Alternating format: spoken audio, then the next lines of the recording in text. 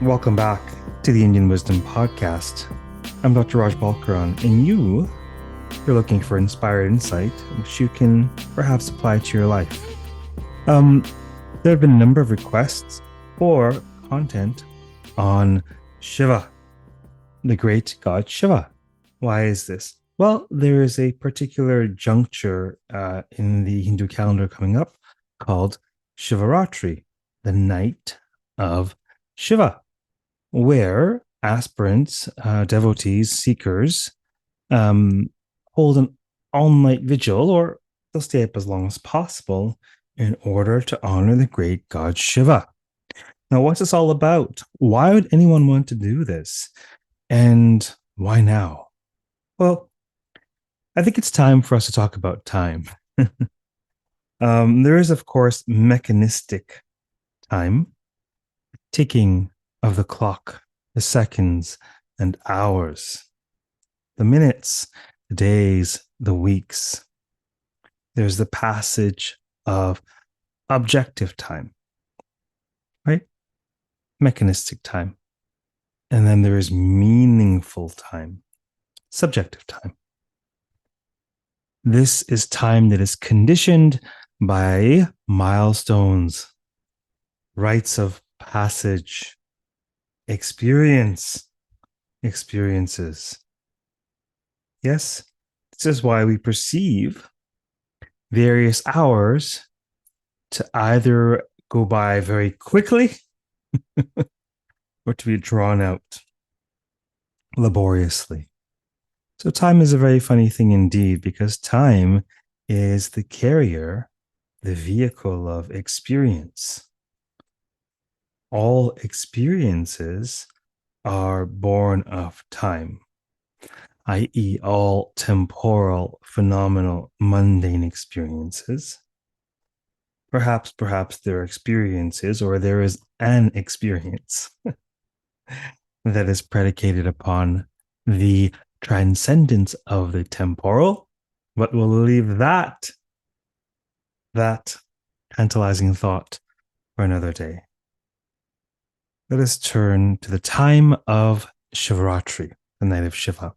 Well, the Indian calendar has to do with the positions of the heavenly bodies, most importantly, the sun, Surya, source of all, and the moon, Chandra, most proximal to Earth.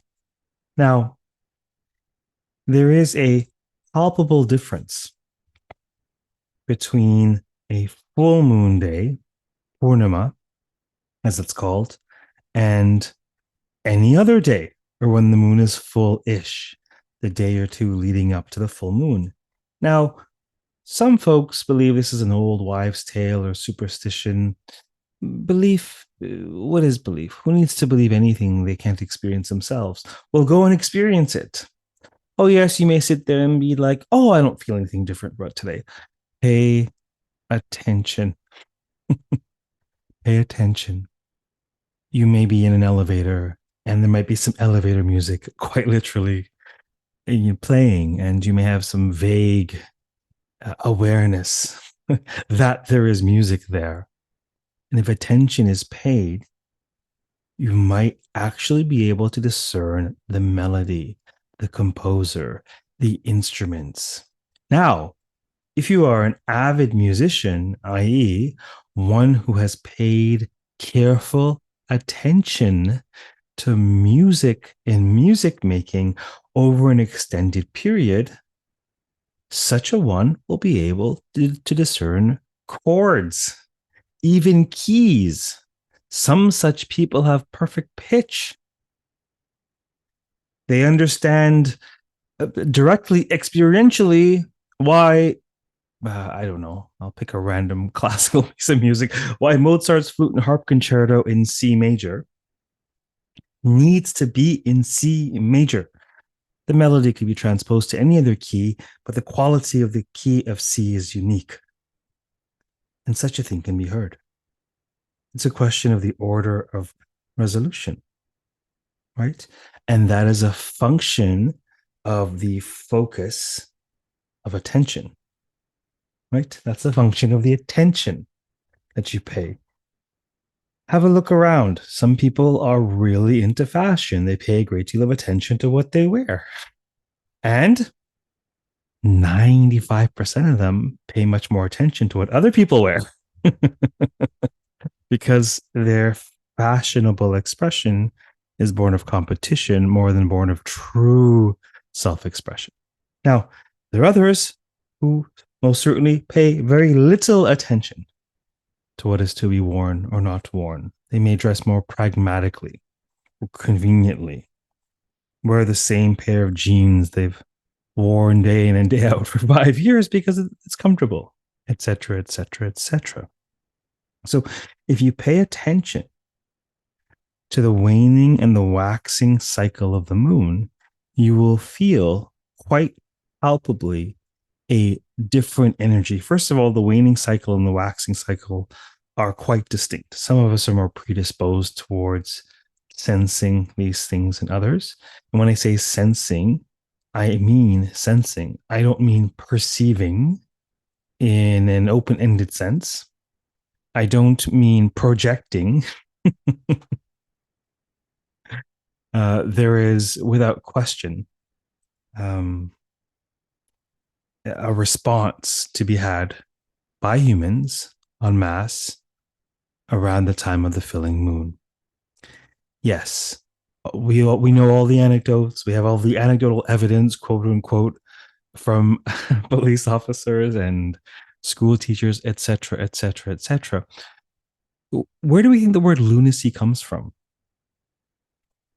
It comes from the word for moon, luna, lunatic. This is because it was mistaken that the fullness or the motion of the moon actually created mental illness. This is not the case. What the brimming moon does is accentuate whatever the manas, whatever the mind is already doing. If someone is full of joie de vivre, joy of life, they might be extra gregarious and social around the full moon. If someone is full of anxiety, well, they might be a bit more panic stricken than usual. If someone is irritable, angry, violent, well, schoolyard fights, etc., etc. Don't believe anything anyone tells you. Experience for yourself. Pay attention to the waning and waxing moon. The ancients have done so. And they've divided the lunar cycle not just in terms of waning and waxing into half. They've divided it into, think of a pie, think of a circle divided into 30 slices. Right? So each of these slices is a different phase, if you will, is a different solely lunar configuration. Now, when the moon is directly across from the sun, you've got the full moon. When the moon is conjoined, the sun, you've got the new moon. Well, in between, Saptami, the seventh, half moon is 7-ish, right? Etc., etc. So why am I talking about these phases of the solar lunar cycle? Well, they're called tithis. And this is relevant because all of the Indic holidays, special days, are marked by tithis. This is because different tithis have different energies, energetic potentials, if you will. For example, the most famous day for Ganesha, for observance of Ganesha, is called Ganesha Chaturthi, the fourth tithi. It's on the fourth day of the solar lunar cycle. The most auspicious day for Rama in the year is Rama Navami, the ninth tithi. After the 9-night goddess festival, we have Vijaya Dashami, the 10th day of victory. So this is extremely important. Shivratri occurs on Chaturdashi, the 14th day. Now, 14th day could mean one of 2 things. The 14th day of the waxing cycle is when the moon is brimming full, nearly Purnima. It'll be so full that to the naked eye, to most people who don't pay attention to the moon, oh, look, the moon is full. Yep. Close enough for jazz, as they say. Now, Shivratri occurs on the opposite of this, the 14th day of the waning cycle, when the moon is dissolving, waning, about to be swallowed up by the sun, as it were. Okay. There's something very beautiful that happens on this day or on this night. Okay. On the 14th day of the waning cycle, if you look to the eastern horizon right before dawn, okay, that magical pulsating time, creation of the day, right before the sunrise, you will see the glorious crescent moon on the horizon, because it's about to be absorbed by the sun, as it were, before it starts waxing again. So one of the core symbols of Shiva is the crescent moon. We see the crescent moon in his hair. And when you see this, it's a skinny mini moon. It is this either Trayodashi or Chaturdashi. It is how the moon looks on the 13th, 14th-ish day of the waning cycle. Okay. Now, this happens every month. Yes. So, which Chaturdashi? Well, the waning cycle, the 14th day of the waning cycle, when the sun is positioned in sidereal Aquarius, not Western tropical Aquarius. The ancient Indic astrological system takes account for the precession of the equinoxes. It's a fixed star system. So the sun is in the sign of Aquarius. More specifically, for those out there who nerd out on all things astronomical or Jyotisha, Indian astrology, astronomy in particular, the sun typically is in Purva Bhadrapada. Okay. This is an extremely intense asterism nakshatra, and it is auspicious to or connected to Bhairava, a fierce, fiery, intense form of, you guessed it, the god Shiva. The symbol or the official deity of this nakshatra is an extraordinarily obscure ancient Vedic deity called Ajakapada. Aja, the unborn, Ekapada, the one-footed unborn one. What on earth does that mean? Well, it's esoteric. It's esoteric symbolism for a one-footed, an entity standing on one foot, connecting heaven and earth, an axis mundi, if you will. Various symbology related to this are serpents, dragons, lightning. It's an intense nakshatra that has to do with sort of the portal between this world and the next. The symbol also is a funeral cot of this and the next nakshatra. So this is a very transitional, transformational, liminal energy. Okay. The moon will be variously either in Dhanishta.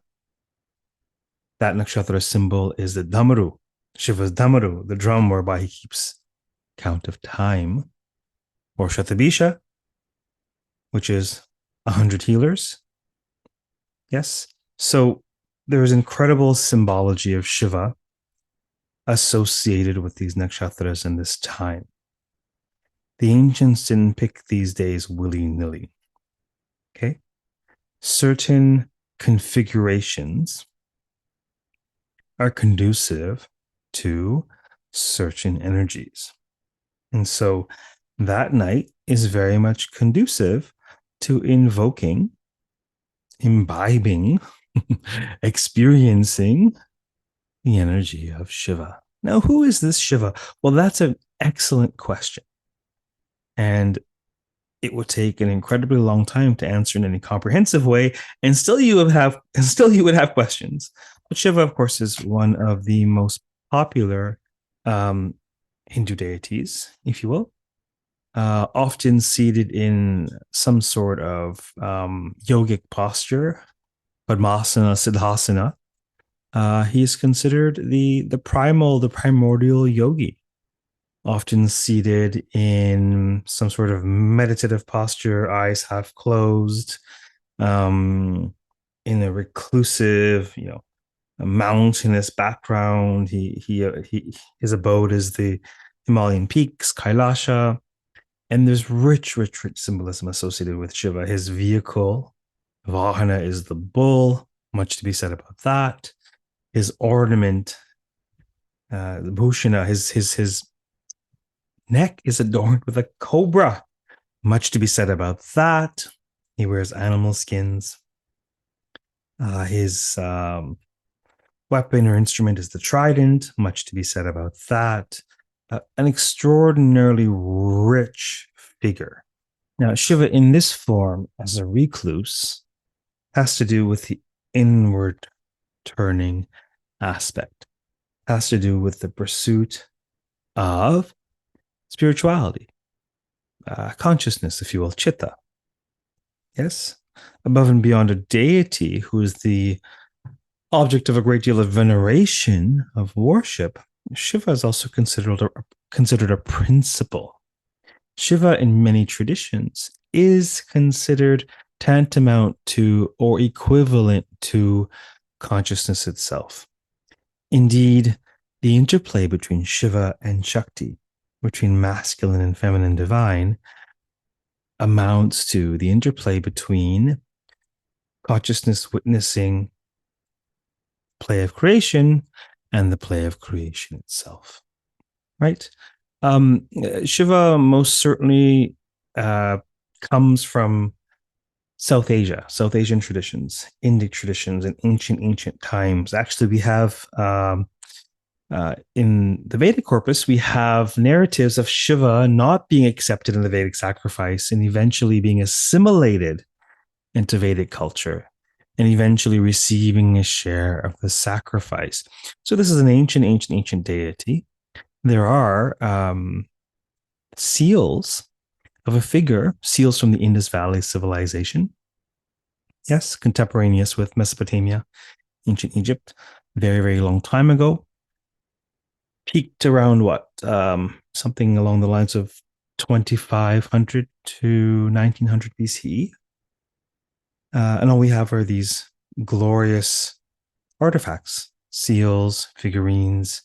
Now, on one of these seals, we have a seeming deity, a figure seated in some sort of cross-legged posture, around whom there are beasts, and out of whose head emerges this sort of trident-looking thing. Now, we don't know who and what this is, but a great many people would conjecture that this is a deity who was worshipped in those times, who we now know as Shiva, Pashupati, Lord of Beasts. Now, on Shivaratri, folks engage Shiva in a variety of ways. Okay, there are those who may do a ritual at home, a puja, typical form of Indic ritual devotional veneration, where there might be a sacred spot or a shrine at home where one may offer incense or flame or fruits or flowers, prayers, or certainly mantra. The most common popular householder mantra for Shiva is Om Namah Shivaya. Folks may chant that for however long, perhaps one round of mala, the rosary, which is typically 108 beats.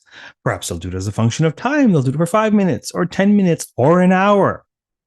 Really, it's a question of really how much energy and time you wish to put into this. Now, to be crude, one can think of this as a high interest time. I mean, spiritually, a time where the interest is high, so investments will yield a great deal of fruit. Now, for many, they can experience that.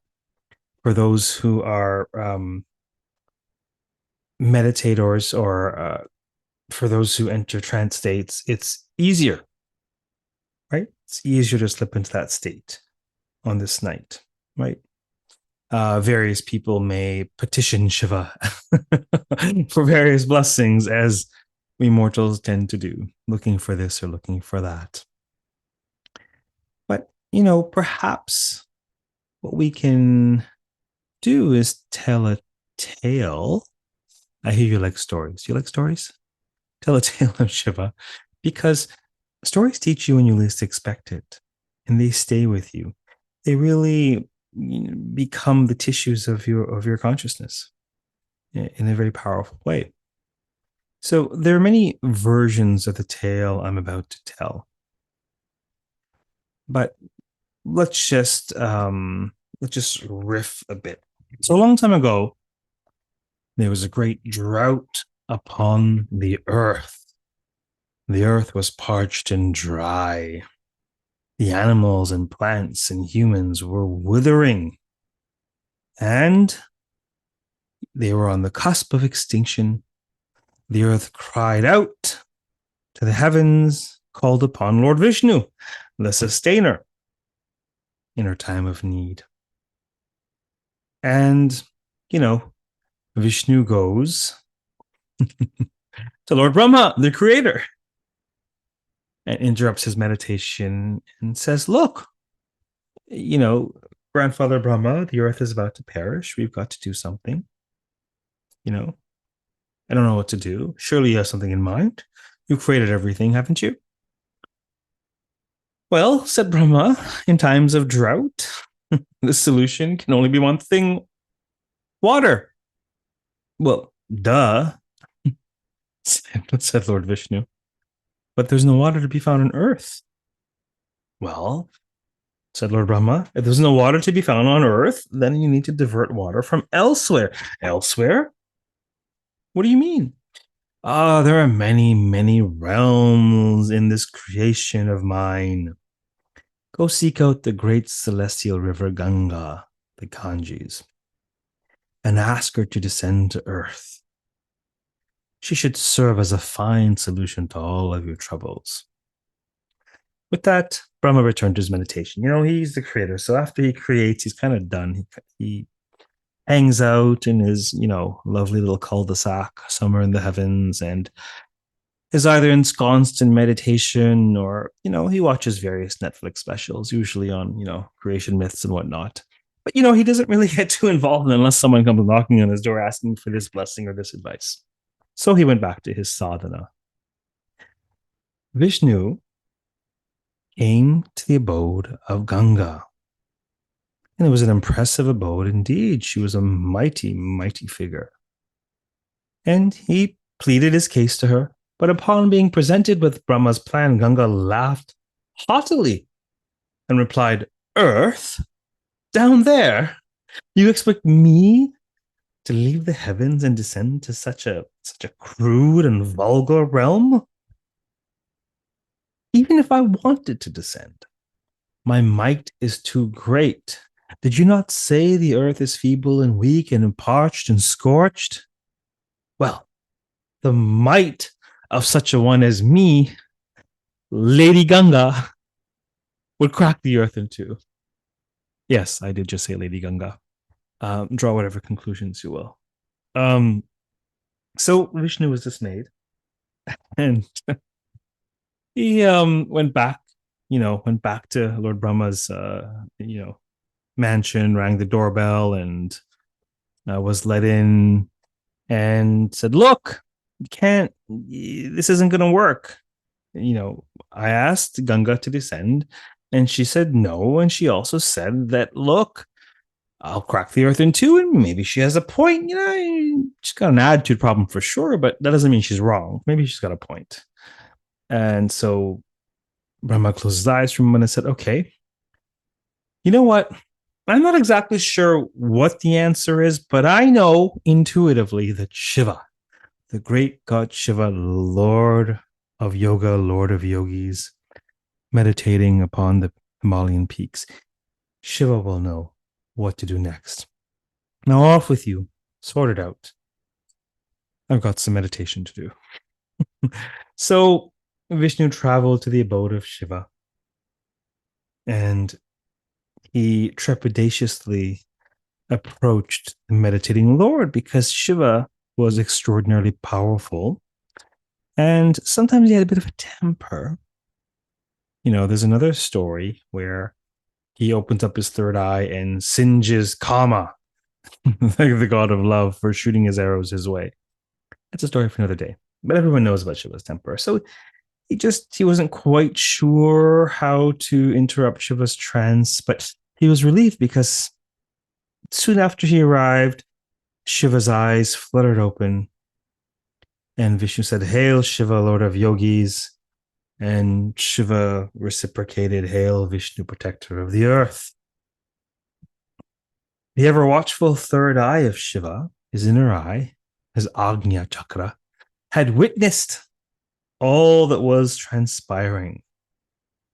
Think of it as sort of a psychic Zoom system that you can tune in, whereby you can tune into various scenes at will. Well, said Shiva, go back to Lady Ganga and inform her that I personally summon her. I request her presence here in my Himalayan abode. Tell her that I await her descent. I'll take care of the rest. And he returned to his meditation. What's with this whole meditation thing? Well, it's interesting, the division of labor. Brahma creates, Vishnu sustains, and Shiva destroys. Well, guess who has the lion's share of the work? Once Brahma is created, he just kind of hangs out and does his thing until the entire universe has been dissolved once again. All of time has elapsed. Then he has, some work to do. Until then, he's kind of hanging out. Shiva, likewise, aside from his, dalliances with Parvati and, as you've heard from an earlier tale or two, his interactions with Ganesha, etc., kind of just hangs out and meditates too, because his main work is the annihilation of all things, the dance of dissolution, the dance of destruction, the dance of bliss, the Ananda Tandav at the end of days. So, between Brahma's creation and Shiva's destruction, Vishnu does all the work. Glorious, compassionate Vishnu. So, Vishnu went back to the abode of Ganga, and she began to protest, and he interrupted her and said, "Look, Shiva summons you." Ganga stopped mid-sentence, astonished. She thought to herself, surely I cannot refuse the destroyer himself. But what of the earth? How will she bear my might? Still, if Shiva says descend, then descend I shall, and leave it to these foolish gods to piece the earth together once I'm done.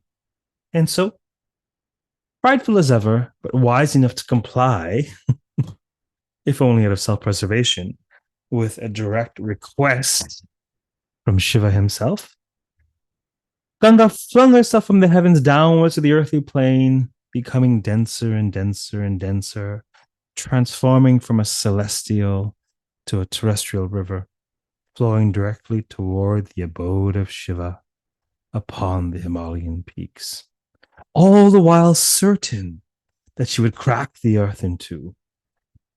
Shiva positioned himself so as to receive the turbulent might of Ganga upon his own head.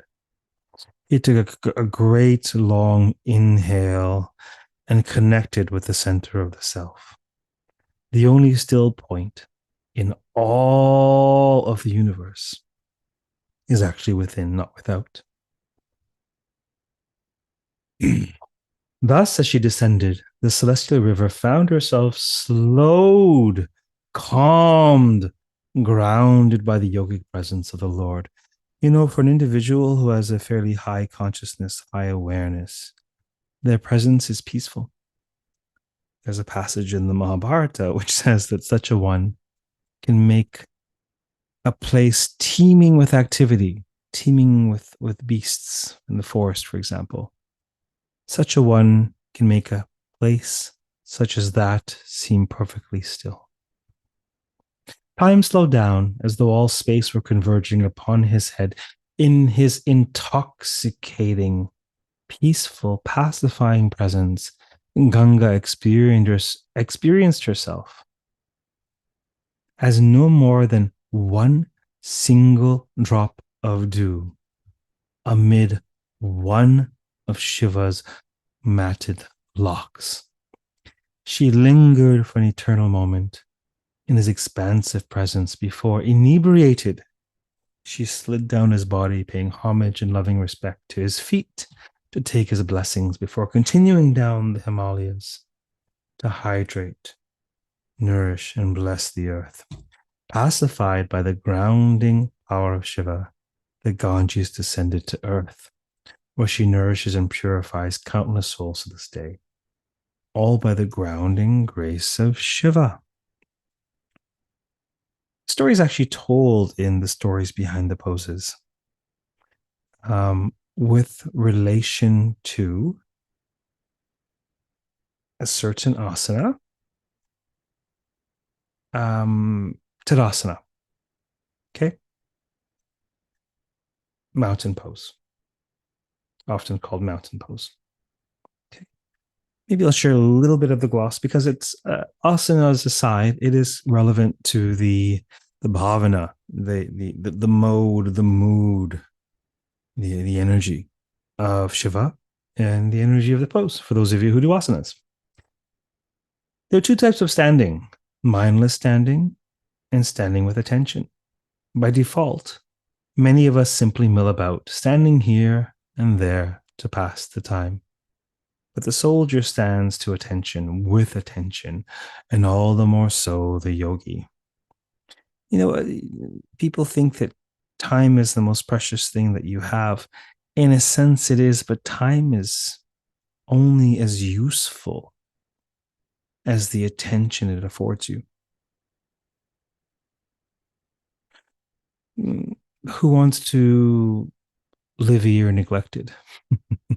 Now, a year will be fulfilling if you are paid attention and you have meaningful experiences to pay your attention to. Okay. Like a tree whose roots bury down toward the center of the earth, so too does the yogi plant their feet firmly on the floor in standing Tadasana.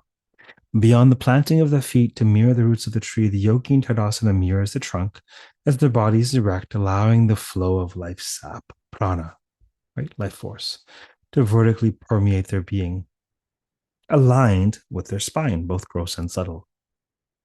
Just as the branches of the tree reach out to touch the sky, so too does the yogi in Tadasana elongate their body, the top of their head touching the sky, as it were, or at least aiming to do so, collapsing the space between heaven and earth. This energized, attentive standing is more than milling about. It is the standing which we refer to when something stands the test of time. This is the standing of trees, of pyramids, of mountains. Shiva, Lord of Yogis, both symbolizes and inhabits the mountains. Like Shiva, the mountains are grounded, secure, enduring, majestic. He is the yang principle to support the yin of Shakti. He is the riverbed without which the river could not flow. So, of the great many, many aspects of Shiva, and there are glorious, glorious tales about Shiva. For example, Shiva neutralizing the poisons churned from the oceans by the demons and the gods in pursuit of elixir. I mean, could it get more fascinating? I had intended to fold that tale into today's transmission, but it's so rich in entity that I'll devote proper attention to in a separate episode. But nevertheless, the idea maps on quite nicely. He neutralizes the poison, right? He provides grounding and safety. Okay. This is an important aspect. The energy of Shiva, or let us say the experience of grounding, is particularly important in our times, in our culture. because never before have things moved so fast. Have we been assaulted by so many, many sense objects, right?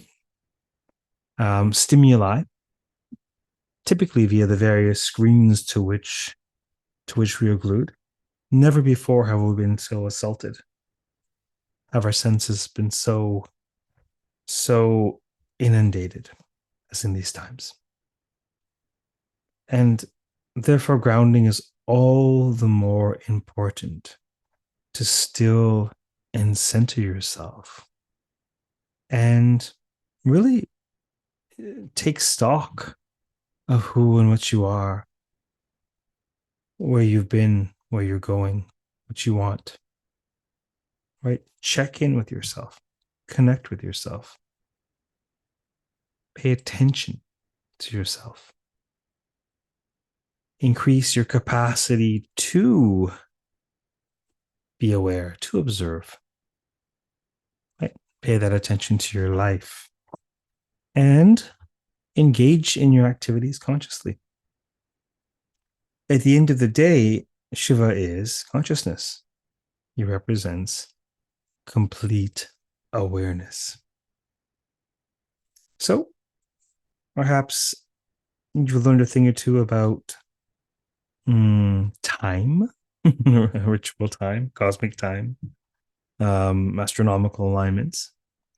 And perhaps you've learned a thing or two about not just when is Shivaratri, the night of Shiva, but why is Shivaratri and what one might like to do on Shivaratri. The beautiful thing about these teachings is that they are perennial.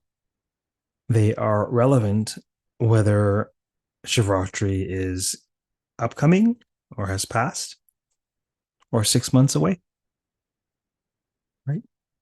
This is the grounding power you strive to embody and attain through your sadhana. Because with this ability, with this perspective, life looks very, very different. We're all, as I said, besieged, assaulted by various stimuli, various causes, various atrocities. The hurricane will not dwindle anytime soon, but you can learn to bear witness.